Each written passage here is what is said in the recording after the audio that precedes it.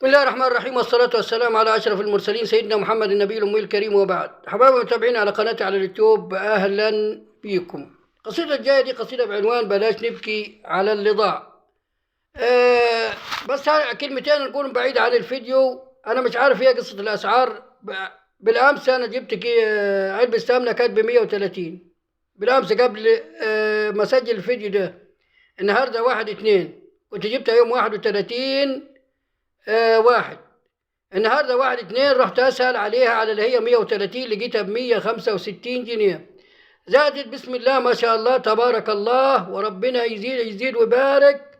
زادت 35 جنيه في بضع ساعات. يعني هي كانت بالامس عشيه بالليل بس كانت ب130، النهارده بسم الله ما شاء الله بقت ب165.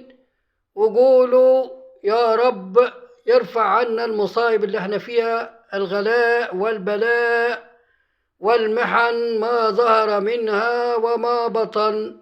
مش عارف ايه الموضوع بالضبط، ايه الحكاية، ايه الموضوع، ايه الاسعار اللي كل يوم كل ساعة كل دقيقة. طب ايه الموضوع، ايه الحكاية، الله اعلم.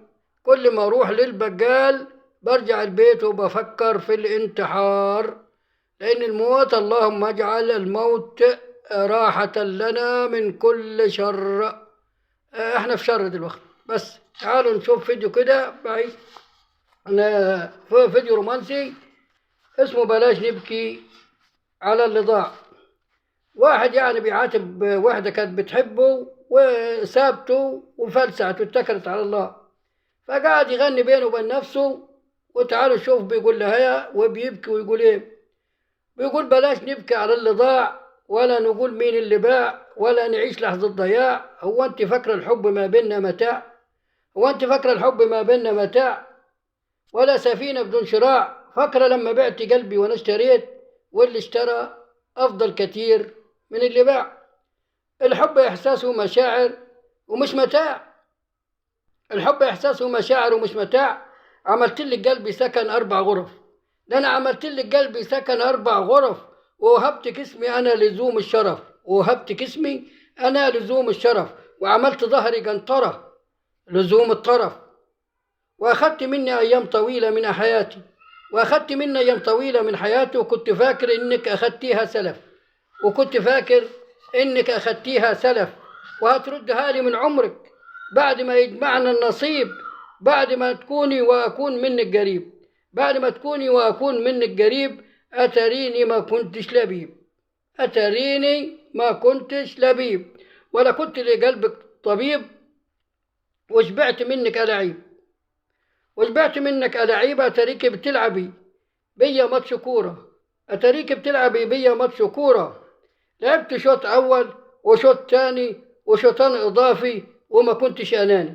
لعبت بيا شوط أول وشوط تاني وشوطان إضافي وما كنتش أناني. ووصلتيني لضربات الجزاء. وقطعت الفانيلا والحذاء. أتريك بتلعبي